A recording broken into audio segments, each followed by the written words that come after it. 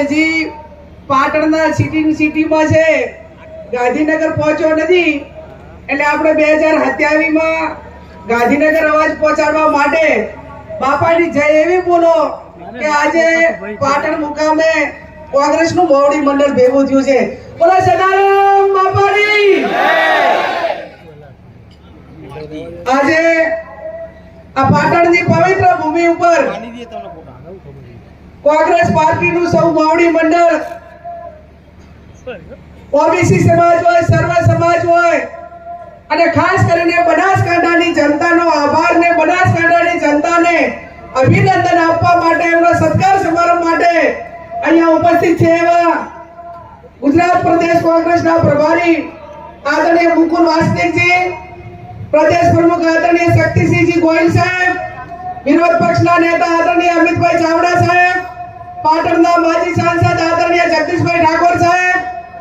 શરૂઆતમાં જ આપણને પહેલી વખત એમને ઉત્તર ગુજરાતની મુલાકાત હોય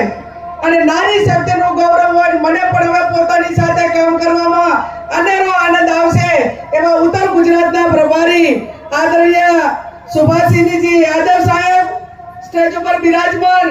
સર્વ ધારાસભ્યો, આપણા દાસ બાપા જેને સમગ્ર કાર્યક્રમનો ખર્ચ ઉઠાવ્યો છે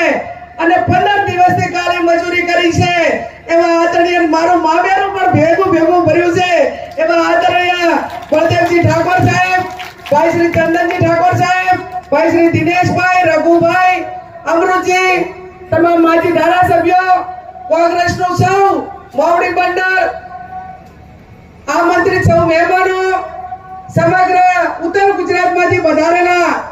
મારું સન્માન નહીં પણ બનાસકાંઠાની જનતાનું આપની સૌનું સન્માન માટે આપ સૌ ઉપસ્થિત રહ્યા છો એવા વડીલો, યુવાન ભાઈઓ બહેનો અને પત્રકાર ભાઈઓ, આમ તો બધા જ નેતાએ આજની જે વાત કરવાની હતી, छाती रखने वाला नरेंद्र मोदी, उसके सीने में किसी तरह से कोई दर्द नहीं होता, उसके आंखों में कोई आंसू नहीं बहते. मैं इन्हीं शब्दों के साथ इतना कहना चाहूंगा कि यहाँ पर बनासकांठा से हमने शुरुआत करी है. पाटन में हमें किसी कारणवश यश के करीब पहुंचते हुए भी हमें कामयाबी नहीं मिली, लेकिन जो दरार यहाँ पर भारतीय जनता पार्टी की इमारत में गैनीबेन ने करने की कोशिश करी है, उस दरार को